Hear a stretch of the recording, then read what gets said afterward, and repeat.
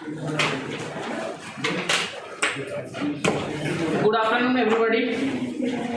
तो आज हम लोग स्टार्ट करेंगे magnetic effect of current and magnetism. तो magnetic effect of current and magnetism के चैप्टर को हम लोग 4 पोर्शन में डिवाइड किए थे, जिसका लास्ट वाला पोर्शन कल कंप्लीट कर चुके हैं हम लोग, और आज हम लोग स्टार्ट करेंगे शुरुआत से। ठीक है, तो एकदम इनिशियल स्टेज में अगर चले जाए तो हम लोग magnetic field due to current के बारे में आज डिस्कस करने वाले हैं। तो हेडिंग लगाएंगे सभी लोग।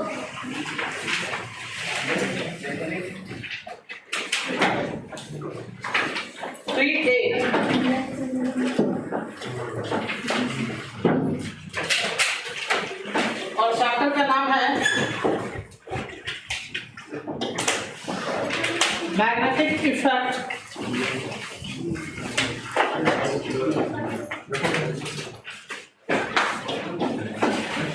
Due to current.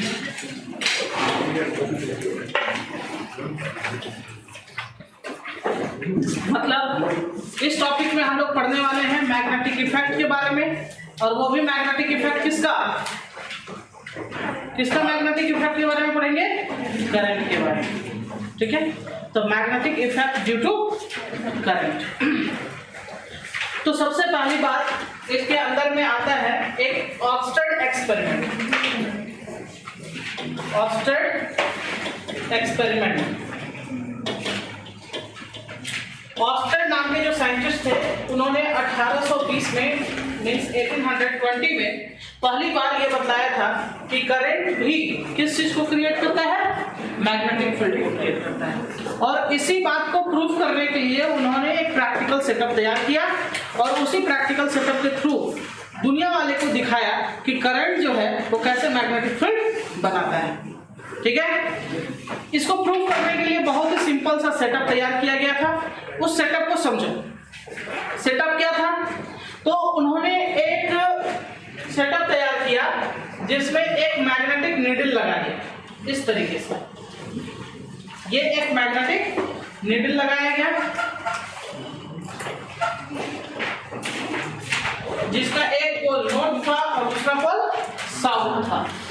तो बताओ ये मैग्नेट कब डिफ्लेक्शन शो करेगा, मतलब कब ये डिफ्लेक्ट होगा, इधर उधर कब घूमेगा ये, जब किसी मैग्नेटिक फील्ड के अराउंड आएगा तभी तो होगा ना।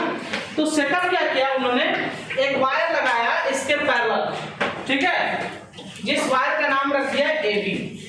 एक पैरेलल लगा दिया वायर, किसके पैरेलल, इस मैग्नेटिक नीडल का। जैसे ये मैग्नेटिक नीडल है और इसी के साथ एक वायर को कनेक्ट कर दिया बगल में पैरेलल, और देखा कि जब इस वायर में कोई करंट पास नहीं हो रहा है, कोई करंट पास नहीं हो रहा है, उस समय ये मैग्नेटिक नीडल क्या नहीं हो रहा है, कोई भी डिफ्लेक्शन शो नहीं कर रहा है। लेकिन जैसे ही इसके थ्रू क्या होना शुरू हुआ, इसके थ्रू करंट पास होना स्टार्ट हुआ, ये मैग्नेटिक नीडल जो है वो इस तरीके से डिफ्लेक्शन शो करने लगा। तो डिफ्लेक्शन शो कर रहा है कब, जब करंट पास नहीं हो रहा था तब, या जब करंट पास हो रहा था तब, करंट पास हो रहा था तब। अब सवाल ये है कि पहले ये डिफ्लेक्शन शो नहीं कर रहा था, इसका मतलब है कि इसके चारों तरफ कोई भी मैग्नेटिक फील्ड नहीं रहा होगा। लेकिन अब ये डिफ्लेक्शन शो करने लगा कब, जब यहां से करंट पास होना शुरू किया। इसका मतलब है कि जब यहाँ पे करंट पास हो रहा था तब ये डिफ्लेक्शन शो कर रहा है। इसका मतलब कि इसके चारों तरफ एक मैग्नेटिक फील्ड क्रिएट हुआ होगा। वही मैग्नेटिक फील्ड को ये रिस्पॉन्ड करने के लिए क्या कर रहा था, डिफ्लेक्शन शो कर रहा था। समझ में आया? तो इसी तरीके से पहली बार 1820 में ऑर्स्टेड जो थे वो प्रूफ करते हैं कि करंट जो है वो क्या क्रिएट करता है, मैग्नेटिक फील्ड क्रिएट करता है। क्लियर हुआ? समझ में आया? कोई दिक्कत? तो अब ये जो डिफ्लेक्शन है, ये डिफ्लेक्शन का डायरेक्शन किधर है, इसको बतलाया उन्होंने 2 बार अलग अलग तरीके से करंट को पास करके। करंट को एक बार पास किया A से B, तो डिफ्लेक्शन क्या हुआ, नॉर्थ पोल चला गया ऊपर और साउथ पोल आ गया नीचे। लेकिन यही प्रोसेस को B to A कराया जब करंट को पास, तब क्या हुआ, जब करंट B to A पास होता है तब यही नॉर्थ पोल नीचे चला जाता है और साउथ पोल कहां चला जाता है, ऊपर चला जाता है। तब मैग्नेटिक फील्ड के डायरेक्शन को समझाने के लिए या डिफ्लेक्शन के डायरेक्शन को समझाने के लिए एक रूल आया जिसको कहते हैं एम्पियर स्विमिंग रूल। क्या कहते हैं? Ampere swimming rule. एम्पियर किसका यूनिट है? करंट का। तो करंट यहाँ पे देखो कितना हाइपोथेटिकल एक कॉन्सेप्ट आया। वहां पे कोई स्विमिंग रूल नहीं आया, ऐसा नहीं आया कि मनोज स्विमिंग रूल। वहां पर रूल कौन सा आया? Ampere swimming rule. या वहां पर नहीं आया न्यूटन स्विमिंग रूल, वहां पे कौन सा रूल आया? Ampere swimming rule. ये रूल बहुत सिंपल सा है, एकदम बोलचाल के भाषा में समझो। एम्पियर स्विमिंग रूल का मतलब, एम्पियर मतलब करंट, स्विम कर रहा है मतलब वो तैर रहा है। करंट क्या कर रहा है? तैर रहा है। ऐसा एज्यूम करो कि जिस डायरेक्शन में करंट बह रहा है उसी डायरेक्शन में एक इंसान तैर रहा है जिसका नाम क्या है? एम्पियर। वो सिंबॉलिक नेम है जिसका मतलब है कि करंट है। वो कौन है? तो तुमको वो नहीं समझना है, तुमको समझना है कि एक इंसान करंट के डायरेक्शन में तैर रहा है। तो अगर वो इंसान ए से बी की तरफ तैरेगा तो उसका लेफ्ट हैंड किधर होगा? उसका लेफ्ट हैंड को केवल पकड़ना है। उसका लेफ्ट हैंड किधर होगा? ऊपर की तरफ या नीचे की तरफ? ए से बी की तरफ तैर रहा है।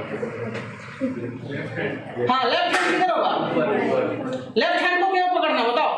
अगर एक इंसान ए से बी के डायरेक्शन में तैरेगा तो उसका लेफ्ट हैंड किधर होगा?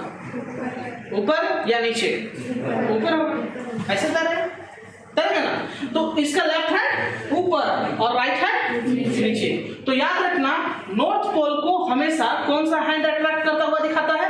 Left hand. तो जैसे वो तैरेगा तो हमेशा याद रखना कि उसका नॉर्थ पोल जो है वो किधर चला जाएगा? लेफ्ट हैंड की तरफ। किधर जाएगा? तो बताओ, अभी इंसान जब ए से बी की तरफ तैर रहा है तो उसका लेफ्ट हैंड किधर था? ऊपर की तरफ। तो बताओ नॉर्थ पोल कहां जा रहा है? ऊपर की तरफ। लेकिन यही इंसान अगर बी से ए तैरता तो उसका लेफ्ट हैंड किधर होता? नीचे की तरफ। उस केस में नॉर्थ पोल कहां पे होगा? नीचे हो जाएगा। समझ पाए?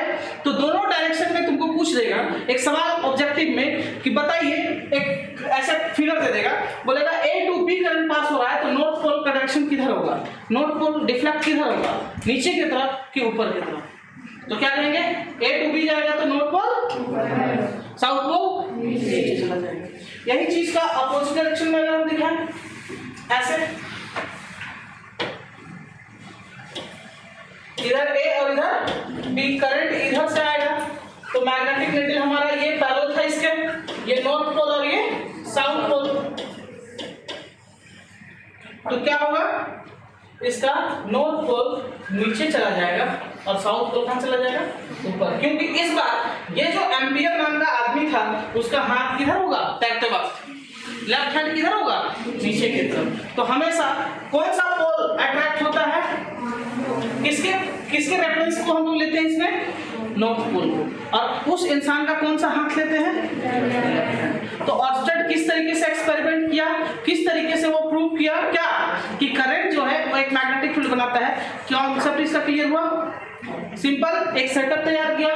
इस सेटअप में उन्होंने क्या दिखाया? एक वायर को पैरेलली जोड़ दिया किसके? मैग्नेटिक नीडल का। जब करंट पास नहीं हो रहा था तो मैग्नेटिक नीडल में कोई डिफ्लेक्शन शो नहीं हो रहा था। इसका मतलब है कि ये मैग्नेट में कोई मैग्नेटिक इफेक्ट नहीं आ रहा था। लेकिन जैसे ही करंट पास होने लगा ये मैग्नेट क्या होने लगा? डिफ्लेक्शन शो करना शुरू किया। अगर मैग्नेटिक नीडल डिफ्लेक्शन शो कर रहा है इसका मतलब है कि इसके आसपास में जरूर कोई ना कोई मैग्नेटिक फील्ड था। फिर से जब करंट यहाँ से बहना बंद होता है तो क्या होता है? फिर से ये शांत हो जाता है। इससे ये पता चलता है कि यहाँ पर मैग्नेटिक फील्ड तभी आ रहा था जब यहाँ पे क्या हो रहा था? करंट फ्लो कर रहा था। क्लियर हुआ? फिर ये मैग्नेटिक नीडल का डिफ्लेक्शन किधर होगा? नॉर्थ पोल किधर जाएगा? साउथ पोल किधर जाएगा? इस बात को समझाने के लिए कौन सा रूल आया? Ampere swimming rule. Ampere swimming rule क्या कहता है कि करंट के डायरेक्शन में आपको एज्यूम करना है कि एक इंसान तैर रहा है। तो जिस डायरेक्शन में वो इंसान तैरेगा उसका लेफ्ट हैंड की तरफ मैग्नेटिक नीडल का नॉर्थ पोल क्या होगा? अट्रैक्ट होता हुआ दिखेगा। समझ पाया? तो चलिए हम लोग लिखते हैं ऑर्स्टेड एक्सपेरिमेंट।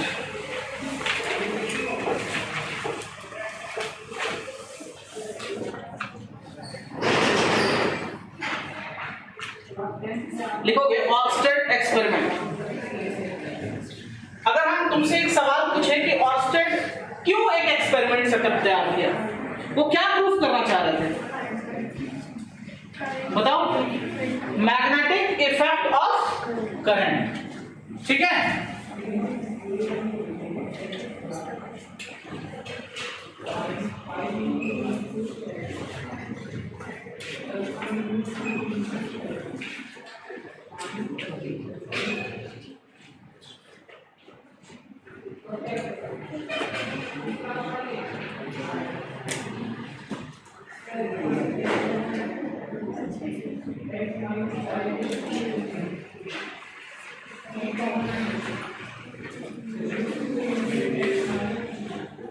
लिखेंगे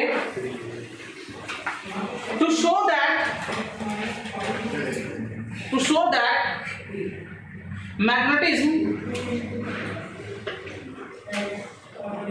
due to electric current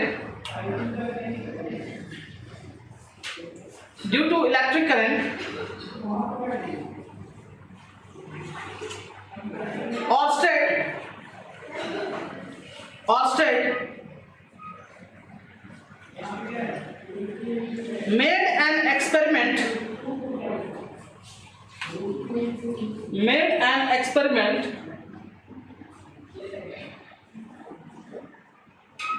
in 1820 in which he kept a conducting wire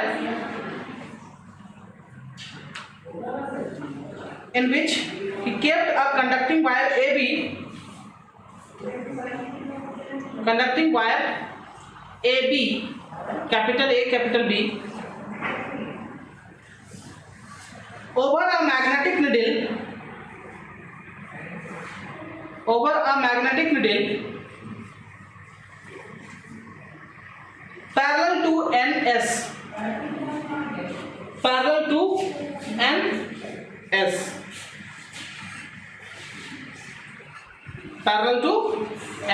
अब ये फिगर ड्रॉ करेंगे, उसके बाद हम लोग इसको एक्सप्लेन करेंगे।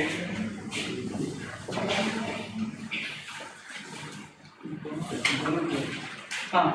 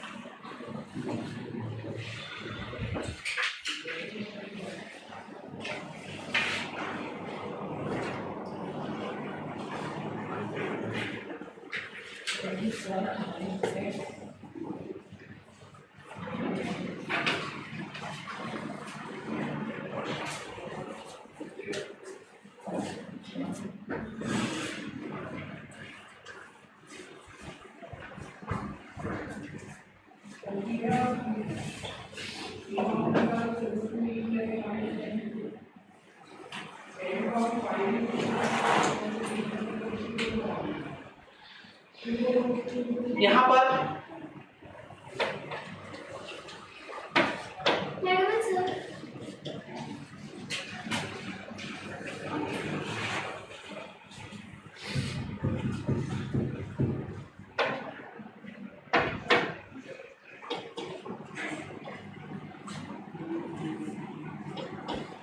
M dash S dash,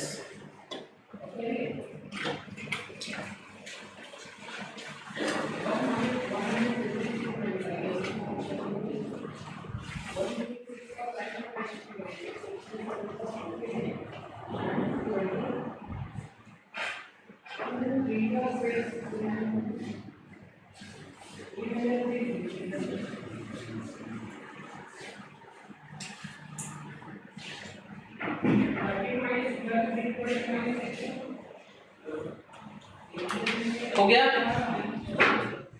चलो फोटो क्लिक कर लेना। अब आगे लिखेंगे, देखो when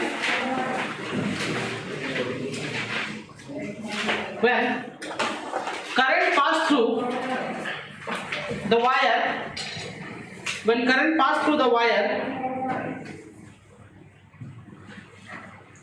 then it was found that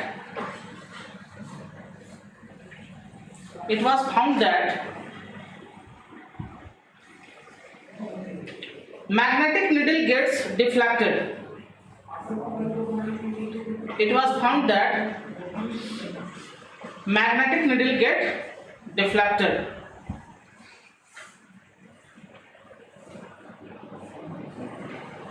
Since magnetic needle deflected,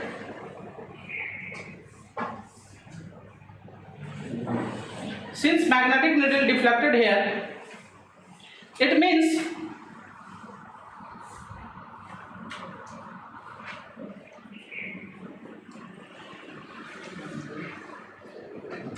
there must be existence of, it means there must be existence of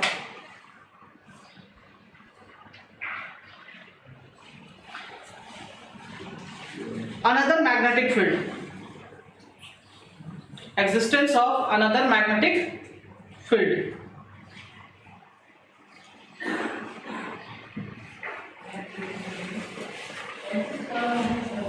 In this experiment,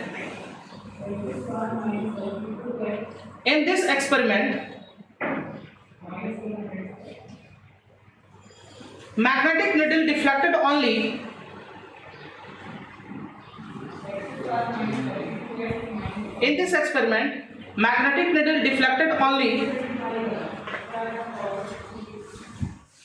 when current flows through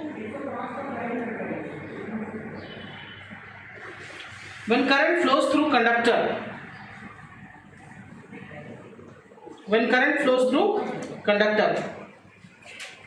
It means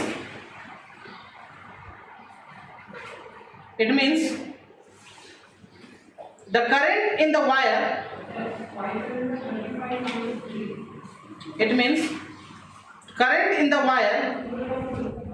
produce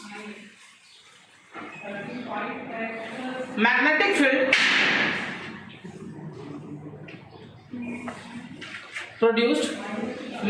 field around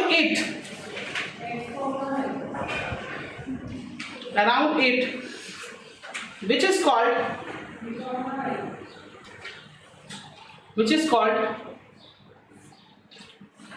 electromagnetic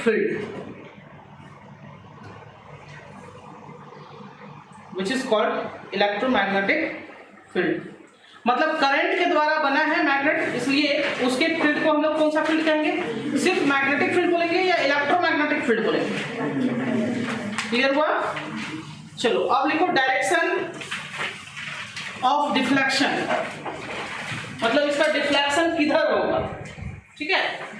direction of deflection of magnetic needle, direction of deflection of magnetic needle.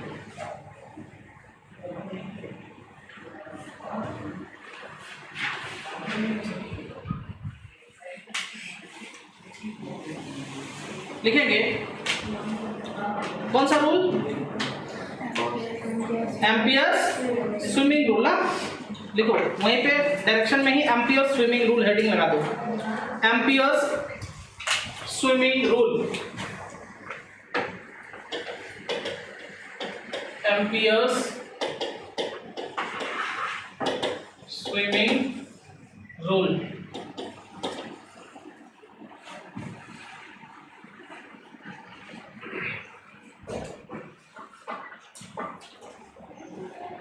लिखोगे according to this rule,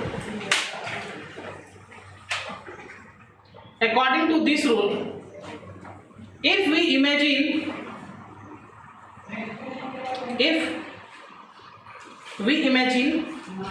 a man, if a man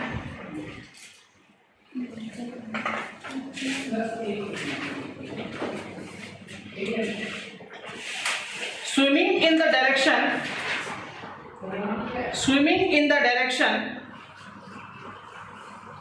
of current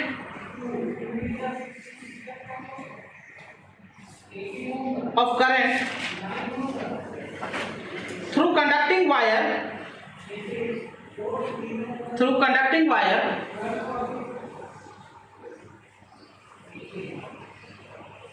then north pole of magnetic needle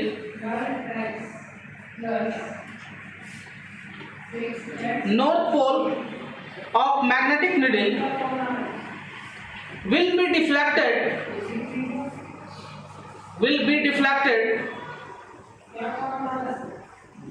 towards his left hand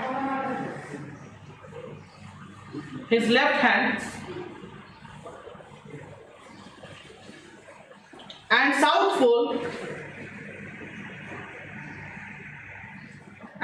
pole towards his right hand. North pole किधर attract होगा?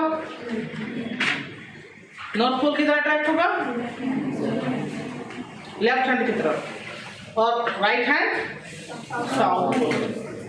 ठीक है, ये south pole की तरफ right hand का जरूरी नहीं है बोलने का, ये हम लोग समझ जाते हैं, ऑटोमेटिकली समझ जाते हैं कि अगर नॉर्थ पोल जो है वो अट्रैक्ट हुआ है लेफ्ट हैंड की तरफ तो साउथ पोल किधर होगा? राइट हैंड की तरफ। ठीक है, चलो अब नेक्स्ट टॉपिक हमारा होगा magnetic field.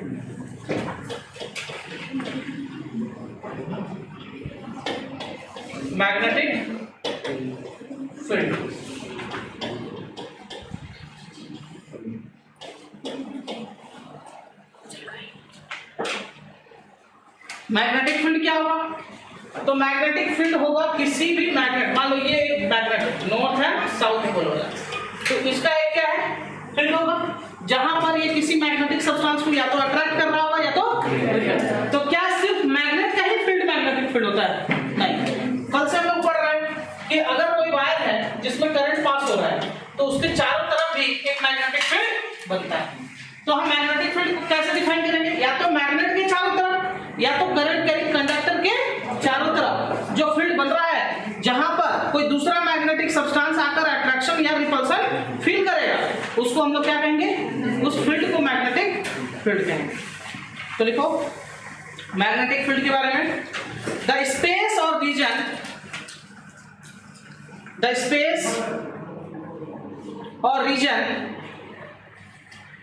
REGION region around a magnet or current carrying conductor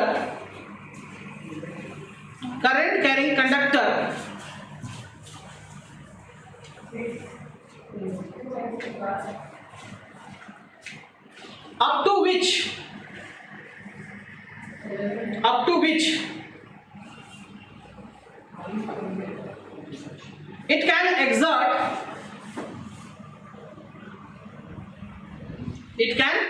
exert a magnetic force.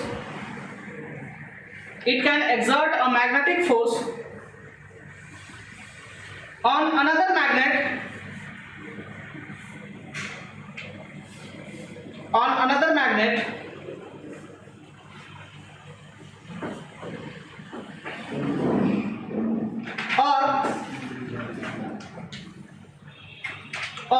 current carrying conductor is called magnetic field.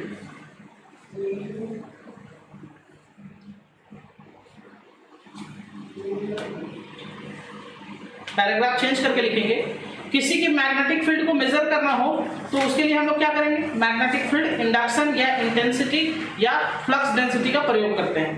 Paragraph change करके लिखेंगे, magnetic field is measured by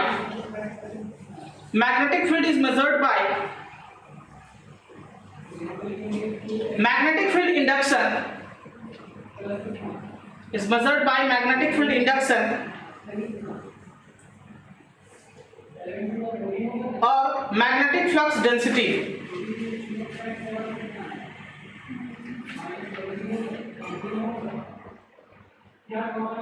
Measured by magnetic field induction or magnetic flux density.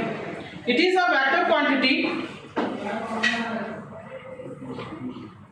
It is a vector quantity.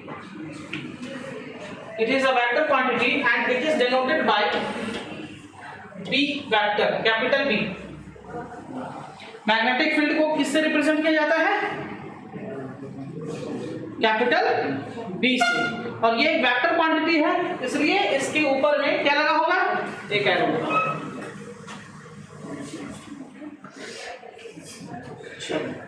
अब बताएंगे हम लोग कि कौन सा चीज ऐसा है जो मैग्नेटिक फील्ड क्रिएट कर सकता है। तो खुद मैग्नेट और दूसरा कौन?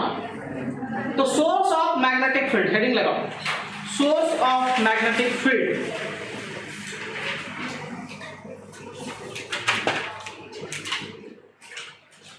Source of magnetic field.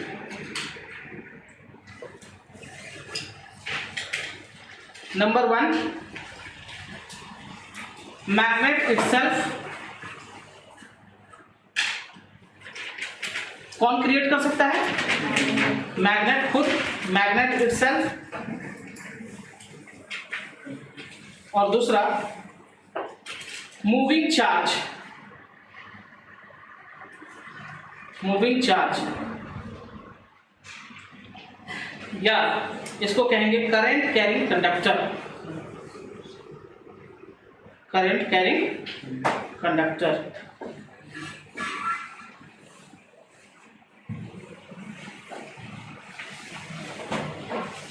Next heading, magnetic force. Magnetic force.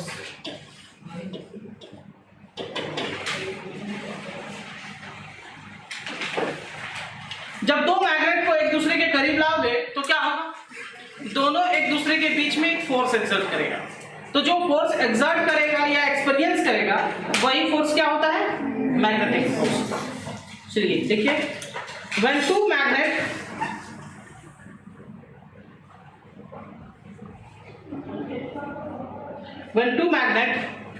or current carrying conductor, two magnet or current carrying conductor are kept near to each other, are kept near to each other, then they exert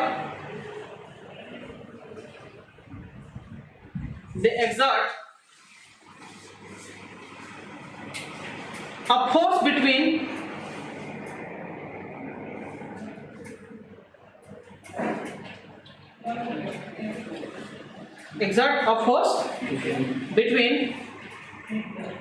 बस उसी में लिखेंगे then it is called magnetic force. It is called magnetic force. It is a vector quantity. It is a vector quantity and it is denoted by F.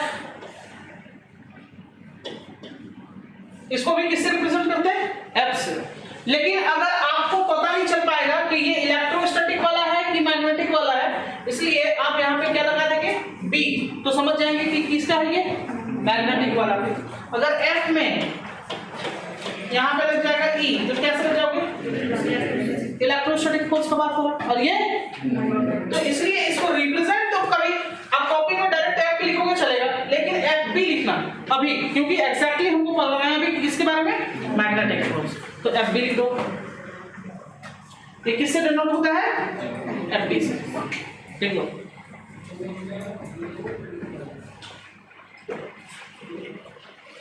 इसका magnetic force, जैसे electrostatic force के बारे में एक law था जो बतलाता था कि कितना इलेक्ट्रोस्टैटिक फोर्स लग रहा है, ठीक है, उसी तरीके से मैग्नेटिक फोर्स के बारे में भी एक्सप्रेशन है, लॉ नहीं दिया गया है, ठीक है। आगे जाकर हम लोग देखेंगे कि बॉयड्स-सबार्ट्स लॉ कैसे हेल्प करता है हम लोग को ये सब फाइंड करने में, लेकिन अभी हम लोग समझेंगे मैग्नेटिक फोर्स का एक्सप्रेशन। तो हेडिंग लगाओ एक्सप्रेशन ऑफ मैग्नेटिक फोर्स।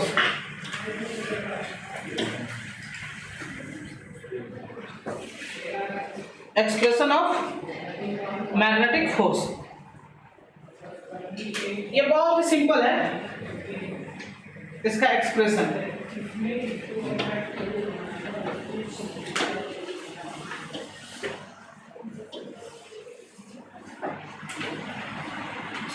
इतना हम लोगों को पता है कि मैग्नेटिक फोर्स, अभी हम लोग जो मैग्नेटिक फोर्स पढ़ रहे हैं वो किसका है, चार्ज का। तो चार्ज पार्टिकल जब मूव करेगा, मोशन में होगा, तब जो फील्ड बनेगा उस फील्ड को हम लोग क्या कहते हैं, मैग्नेटिक फोर्स कहते हैं। तो ध्यान से समझना यहाँ पर क्या है। सपोज कि ये वाला जो हमारा एक्सिस है, ये कोऑर्डिनेट एक्सिस जो है, इस एक्सिस में हमारा मैग्नेटिक फील्ड है, मतलब एक्स एक्सिस में कौन है, मैग्नेटिक फील्ड है। अब इस देखो यहाँ पर ये ऑलरेडी मैग्नेटिक फील्ड है। अब अगर इसके आसपास में कोई चार्ज पार्टिकल मूव करेगा तो वो भी मैग्नेटिक फील्ड क्रिएट करेगा, फिर दोनों के बीच में क्या होने लगेगा, एक फोर्स लगेगा। वही फोर्स कौन सा फोर्स होगा, तो देखो अभी ये अकेला एक मैग्नेटिक फील्ड है, तो क्या इसमें कोई फोर्स लगेगा, नहीं।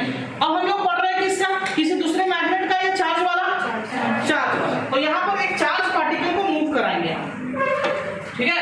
तो सपोज एक चार्ज पार्टिकल मूव कर रहा है इस डायरेक्शन, चार्ज पार्टिकल का नाम है Q और उसका वेलोसिटी कितना है v, जो इसके साथ बनाया है एंगल थीटा, किसके साथ, मैग्नेटिक फील्ड के साथ कितना एंगल बनाया है, थीटा एंगल। तो अब बताओ कि अगर ये x एक्सिस है, ये y एक्सिस है और ये z एक्सिस है, तो जिस एक्सिस के साथ ये वेलोसिटी, मतलब ये वाला जो एंगल बना है, उसके कंपोनेंट को हम लोग क्या कहते हैं, v cos थीटा। अगर ये v है तो ये v cos थीटा हो जाएगा, और ये वाला एक्सिस क्या होगा, v sin थीटा। तो देखो यहाँ पर एग्जैक्टली ये कितना एंगल में जा रहा है ये हमको नहीं पता है, तो हम यहाँ पर इसके ये वाला एक्सिस को मानेंगे, यहाँ पर वेलोसिटी का कंपोनेंट नहीं लेंगे, हम कौन सा कंपोनेंट लेंगे, इसके z एक्सिस में जो कंपोनेंट है, ताकि हमको पता चल सके कि z एक्सिस में जा रहा है एक पर्टिकुलर डायरेक्शन में, यहाँ से इतना एंगल पे जा रहा है, कितना डिग्री में जा रहा है, 90 डिग्री। अगर हम ये वाला कंपोनेंट लेंगे तो क्या हो जाएगा, 90 डिग्री। तो यहाँ पर बस इतना ही बात है कि मैग्नेटिक फील्ड x एक्सिस में है, y एक्सिस में, देखो यहाँ पर y एक्सिस में अभी तक हमको पता नहीं है कि क्या है, और z एक्सिस में चूंकि हम इन दोनों के बीच में एक हम चार्ज पार्टिकल को लिए जिसका वेलोसिटी, वो कितना वेलोसिटी से निकल रहा है, v वेलोसिटी से, तो इसका कंपोनेंट z एक्सिस में कितना होगा, v sin थीटा। क्योंकि अगर एंगल यहाँ पे बना है तो ये cos होगा, और जिसके साथ एंगल बनता है वो cos होता है, और जिसके साथ एंगल नहीं बनता है वो क्या होता है, sin। तो इसका कंपोनेंट कितना होगा, v sin थीटा। ये पहले भी हम लोग पढ़ चुके हैं, एक बार फिर से बता देते हैं कि क्यों sin cos ले रहे हैं। अगर ये सर्कल है और सर्कल का ये रेडियस है, तो तुम लोग बताओ हमको कि अगर ये एंगल थीटा बनाया तो ये वाला x एक्सिस होगा और ये क्या होगा, तो जिसके साथ एंगल बनाया है उसका कंपोनेंट कितना होगा, तो हम कुछ नहीं करेंगे, परपेंडिकुलर डालेंगे, यहाँ से परपेंडिकुलर डालेंगे तो हमको ये बेस चाहिए होगा। अगर ये पता करना है तो हमको क्या पता करना है, बेस। तो यहाँ पर हमको क्या पता चल रहा है, हाइपोटेनस पता है और बेस चाहिए। तो बेस और हाइपोटेनस के बीच में रिलेशन कौन देता है, b और h के बीच में cos थीटा। अगर इस ट्रायंगल का नाम रख दे OAB, तो इन ट्रायंगल OAB में क्या होगा, cos theta is equal to b by h होगा। तो यहाँ पर बेस कितना है, OB, और हाइपोटेनस कितना है, r, है ना। तो OB इज इक्वल टू कितना हो जाएगा, r cos थीटा। तो देख रहे हो जिसके साथ एंगल बन रहा है उसका कंपोनेंट कितना हो रहा है, इसी का कंपोनेंट जिसके साथ एंगल बन रहा है उसके साथ कितना है, r cos थीटा। अब अगर हमको ये वाला चाहिए तो ये वाला चाहिए, मतलब AB चाहिए। तो इसी ट्रायंगल में अगर हम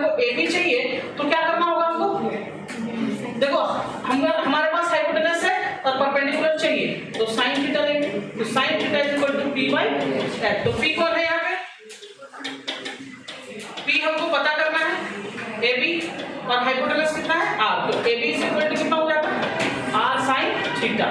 तो इसका वैल्यू हो गया R sin थीटा। अब चूंकि ये वाला लाइन और ये वाला पैरेलल है तो इसका वैल्यू कितना हो जाएगा R sin थीटा। तो देखो जहां पर एंगल बनाया उसके साथ cos लगा और जिसके साथ एंगल नहीं बना उसके साथ क्या बना। अब सपोज अगर ये R के जगह में V होता तो ये क्या होता V cos थीटा और ये क्या होता। तो जिसके साथ एंगल बन रहा है उसका कंपोनेंट उस एक्सिस के साथ अगर फाइंड आउट करेंगे तो क्या होगा cos थीटा हो जाएगा और जिसके साथ नहीं लगा है एंगल उसके क्या होगा sin थीटा। क्लियर हुआ बात। अब यहां पर हम लोग क्या करेंगे इसका एक्सप्रेशन को समझेंगे। कुछ नहीं इसका एक्सप्रेशन एक लाइन है, तीन इक्वेशन को मिला देना है।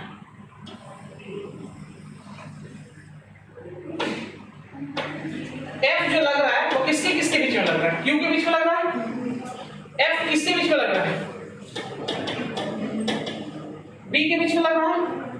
और Q और F किसके बीच में लग रहा है? इसके वेलोसिटी की वजह से लग रहा है। तो इन तीनों का ये क्या होता है डायरेक्टली प्रोपोर्शनल।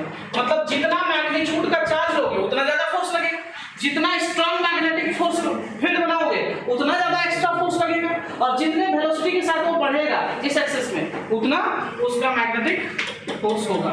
इन तीनों को जब कंबाइन करोगे तो क्या होगा कंबाइनिंग इक्वेशन 1 2 एंड 3। जब तीनों को कंबाइन करोगे तो F proportional to Q B V sin theta हो जाएगा। अब जब प्रोपोर्शनल का साइन हटता है तो क्या लगता है एक constant Q B V sin theta. अब इस K का वैल्यू क्या हो जाएगा वेयर K इज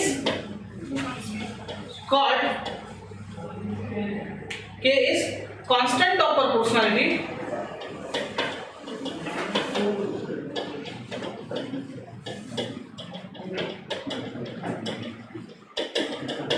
ये कांस्टेंट ऑफ प्रोपोर्शनलिटी है और इसका SI यूनिट में इसका वैल्यू होता है 1 in SI unit the value of K is 1। Therefore F is equal to क्या हो जाएगा यहाँ 1 Q B V sin theta. तो finally F is equal to क्या फॉर्मूला बनेगा Q B V sin theta. अब इसमें से 3-4 ऑब्जेक्टिव सवाल पूछ कर क्या पूछ सकता है? बोलेगा कि अगर कोई चार्ज पार्टिकल मूव कर रहा है और उसके अराउंड कहीं पे कोई मैग्नेटिक फील्ड नहीं है तो बताओ मैग्नेटिक फोर्स कितना लगेगा। अगर उसके अराउंड कोई मैग्नेटिक फील्ड है नहीं मतलब B का वैल्यू कितना मान रहा है 0। तो तुम इस एक्सप्रेशन में B का वैल्यू 0 कर दोगे तो F कितना हो जाएगा 0 हो जाएगा। दूसरा सवाल अगर बोल देगा कि चार्ज पार्टिकल मूव ही नहीं कर रहा तो चार्ज पार्टिकल अगर मूव नहीं करेगा तो क्या मैग्नेटिक फोर्स लगेगा? क्यों नहीं लगेगा? क्योंकि जैसे भी वेलोसिटी का वैल्यू 0 रखोगे तो ये एक्सप्रेशन क्या बता रहा है कि F इज इक्वल टू 0। तो इससे ये पता चलता है कि चार्ज पार्टिकल तभी मैग्नेटिक फील्ड क्रिएट कर सकता है जब वो क्या करेगा मूव करेगा। तीसरा कंडीशन क्या हो सकता है जब थीटा का वैल्यू कितना होगा 0 डिग्री। तो थीटा का वैल्यू 0 डिग्री कब हो सकता है बताओ जब ये चार्ज पार्टिकल का जो वेलोसिटी है वो किसके एक्सिस में चलने लगेगा एक्स एक्सिस में। मतलब अगर मैग्नेटिक फील्ड के पैरेलल अगर वो चलता है तो वहां पर थीटा का वैल्यू कितना हो जाएगा 0 डिग्री और उस केस में sin थीटा का वैल्यू क्या होगा sin थीटा का वैल्यू sin 0 डिग्री होगा और sin 0 का वैल्यू कितना होता है 0। तो उस केस में फिर पूरा एक्सप्रेशन क्या हो जाएगा 0।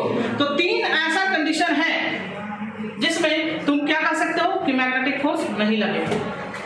कब पहला जब चार्ज पार्टिकल के अराउंड कोई मैग्नेटिक फील्ड ना हो तो मैग्नेटिक फोर्स 0 होगा। दूसरा अगर चार्ज पार्टिकल मूव ही ना कर रहा हो तब भी मैग्नेटिक फोर्स क्या होगा। और तीसरा जब चार्ज पार्टिकल मूव भी कर रहा है लेकिन सेम एक्सिस पे चल रहा है जिधर मैग्नेटिक फील्ड है तब भी क्या होगा 0 होगा। तो यही सवाल तुम्हारा ऑब्जेक्टिव में पूछेगा। क्या पूछेगा कि बताइए कि अगर एक चार्ज पार्टिकल है जो मूव कर रहा है along the axis of magnetic field, what is the magnitude of magnetic force? Option A 0, option B वहां पे लिख देगा Q B V sin theta, option C ऐसे करके 3-4 ऑप्शन रहेगा। तो कौन सा करेक्ट होगा 0 होगा। क्लियर हुआ? तो ये एक्सप्रेशन को समझने के लिए तुमको कुछ नहीं करना है, बताना क्या है कि फोर्स जो है वो चार्ज के डायरेक्टली प्रोपोर्शनल है। इसका मैग्नीट्यूड, इसका मतलब हुआ कि मैग्नीट्यूड अगर चार्ज का बढ़ेगा तो फोर्स का भी मैग्नीट्यूड क्या होगा? बढ़ेगा। मैग्नेटिक फील्ड का अगर मैग्नीट्यूड बढ़ेगा तब क्या होगा? फोर्स भी बढ़ेगा। और जितना वेलोसिटी से वो चलेगा उतना ज्यादा मैग्नेटिक फोर्स होगा। फिर तीनों इक्वेशन को क्या कर रहे हैं लोग? कंबाइन कर रहे हैं और इक्वेशन को सॉल्व कर रहे हैं। जो सॉल्व होकर इक्वेशन आया वही इक्वेशन किसका इक्वेशन है? Magnetic force. चलो, तो इसमें पहले फिगर बनाओगे ये वाला, ये ग्राफ बनाओगे। अभी एक्सप्रेशन नहीं लिखना है।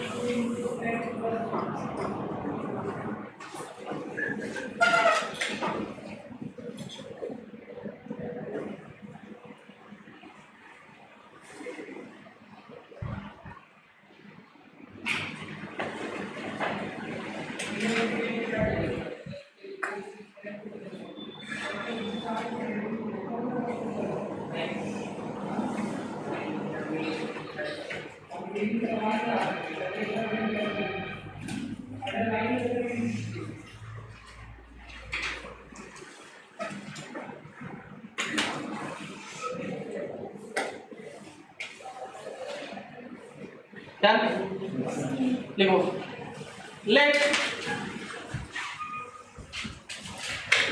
a positive charge, let a positive charge plus q moving in a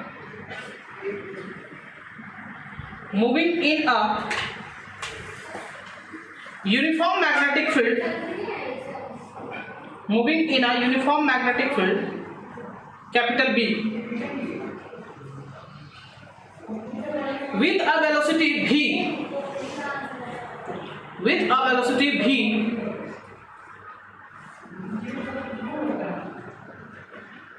and theta is the angle between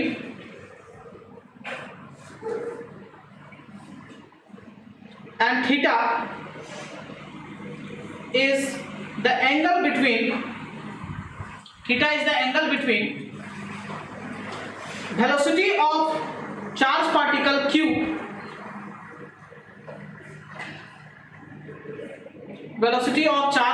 q, with magnetic field B, capital B। देखो ये वेलोसिटी ऑफ चार्ज पार्टिकल किसके साथ angle बना रहा है? मैग्नेटिक फील्ड के साथ। उसको हम लोग क्या कहते हैं? थीटा। नीचे लिखो, let v sin theta is equal to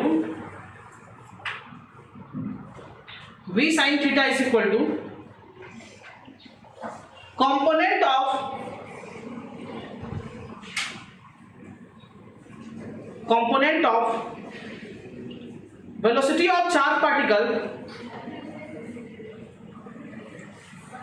of velocity of charge particle to the direction of magnetic field,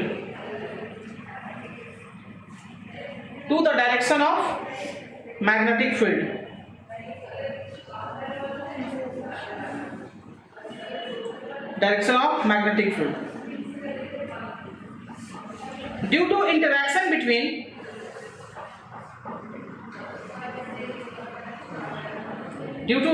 between the magnetic field produced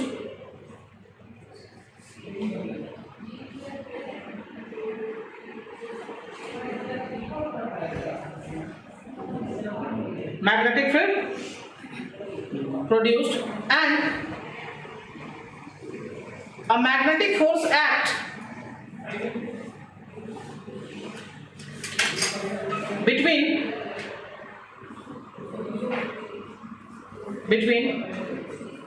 moving charge particle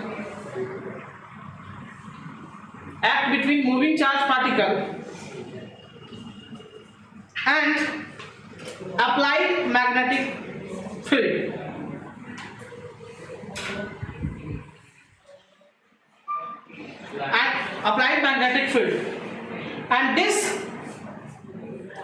And this magnetic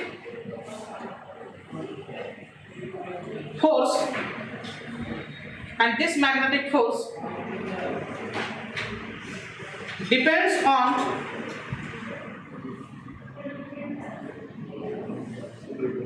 following factors.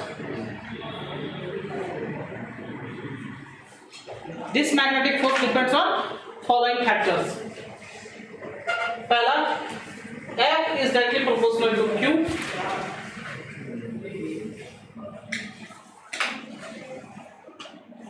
Second, F is directly proportional to B. And third, F is directly proportional to V sin theta.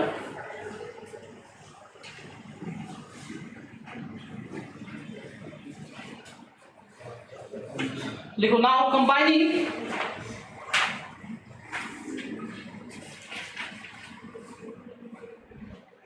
equation 1, 2 and 3, we get F proportional to QBV sin theta. F proportional to QBV sin theta. And जब proportional का sign हटेगा तो एक constant लग जाएगा, therefore F is equal to K QBV sin theta. ये K क्या है? कांस्टेंट ऑफ प्रोपोर्शनलिटी है, जिसका वैल्यू SI यूनिट में कितना होता है? 1। इसलिए इस K का वैल्यू जब 1 पुट करेंगे तो final expression F is equal to क्या आ जाएगा? QBV sin theta.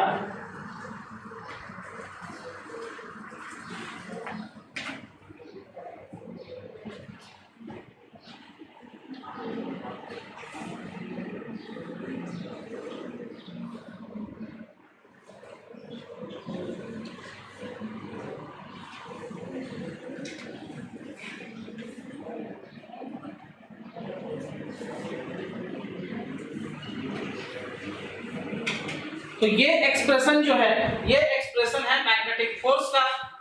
लेकिन फोर्स एक वेक्टर क्वांटिटी है और आप जब यहाँ पर एक्सप्रेशन निकाले हो वो किसका है? यहाँ पर सिर्फ मैग्नीट्यूड है, इसका मतलब ये एक्सप्रेशन किस फॉर्म में है? Scalar form. तो लिखो, this is the expression of magnetic force. This is the expression of magnetic force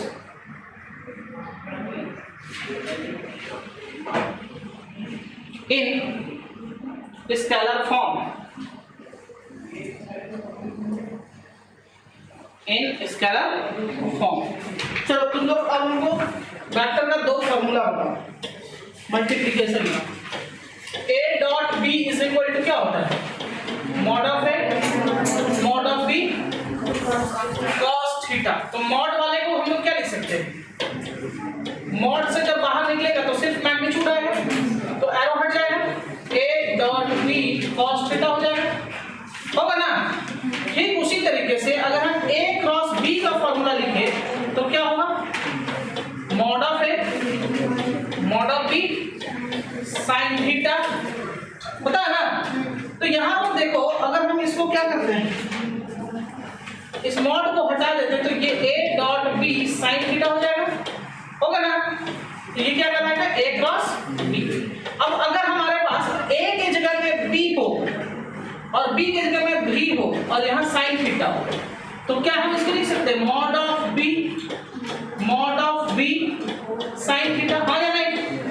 तो बताओ, अगर ऐसा लिखा हुआ होगा तो क्या हम इसको लिख सकते हैं? B क्रॉस V, हाँ या नहीं? लिख सकते हैं ना? तो ठीक उसी तरीके से तुम लोग ध्यान से देखो, यहाँ पर क्या हम इसको जो वेक्टर क्वांटिटी है उसका मैग्नीट्यूड को स्केलर फॉर्म से वेक्टर नोटेशन दे सकते हैं? दे सकते हैं। चार्ज क्या होता है? वेक्टर होता है या स्केलर होता है? चार्ज स्केलर क्वांटिटी, तो चार्ज को एज इट इज रहने दो। लेकिन B क्या है? वेक्टर, तो वेक्टर के लिए क्या हो जाएगा? Mod of B। V क्या है? वेलोसिटी, वो भी वेक्टर है, तो हम मॉड देकर वेलोसिटी लिख सकते हैं ऊपर में एरो। देखो, हम अगर सिर्फ एरो दे दे इसके ऊपर, अगर हम ऐसे लिख दे सिर्फ, तो दिस इज रॉन्ग। क्यों? क्योंकि ये कह रहा है कि ये वेक्टर है, लेकिन यहाँ पे सिर्फ इसका क्या दिया हुआ है? मैग्नीट्यूड। तो हम सिर्फ मैग्नीट्यूड को लिखना चाहते हैं, तो हम वेक्टर का साइन देकर क्या लगा देंगे? मॉड। तो कह रहे हैं कि वेक्टर है, लेकिन उसका सिर्फ हम उस वेक्टर का सिर्फ मैग्नीट्यूड को दिखा रहे हैं। Mod of B sine theta होगा। तो अब अगर हम ऐसा लिख दें इसको Q, और देखो तो ये वाला पोर्शन को तुम लोग देखो तो क्या हम ऐसा लिख सकते हैं, हाँ या नहीं? तो लिख सकते हैं, कैसे लिख सकते हैं? यहाँ पे लिख सकते हैं B क्रॉस V। तो B cross V is equal to कितना होता है? Mod of B sine theta. तब यहाँ पर हम क्या लगा देंगे? एरो। ठीक है, तो ये हमारा हो गया कौन सा नोटेशन? Vector form. लिखो नीचे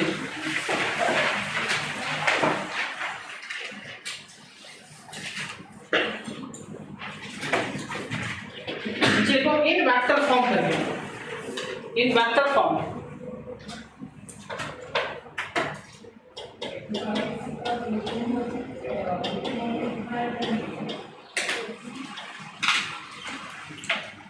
F is equal to Q mod of B sin theta। Therefore F is equal to Q, bracket में क्या लिखेंगे? B cross B।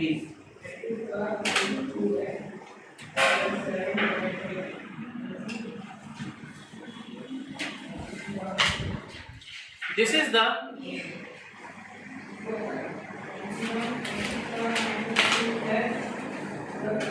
expression of magnetic force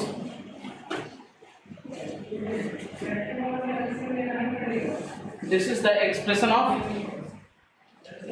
magnetic force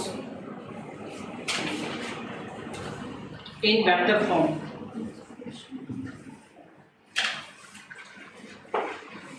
This is the expression of magnetic force in vector form। Clear है? अब इसके बाद ये जो force create हुआ, इस फोर्स का डायरेक्शन किधर होता है? ठीक है, तो लिखो direction of magnetic force, direction of magnetic force on moving charge particle, on moving charge particle।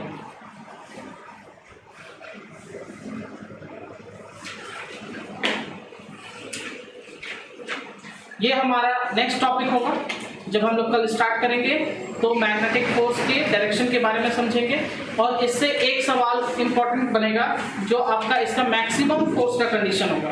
ठीक है, सुने हो Fleming's left hand rule, right hand rule पढ़े हो? ऐसा सुने हो कभी? तो हम लोग आगे जाके पढ़ेंगे इसका फ्लेमिंग का लेफ्ट हैंड रूल। ठीक है, तो यहाँ पर ये टॉपिक को कंप्लीट कंक्लूड करते हैं हम लोग, और फिर हम लोग मिलेंगे नेक्स्ट क्लास में। नेक्स्ट क्लास में हम लोग देखेंगे कि इसका डायरेक्शन किधर होता है। Thank you.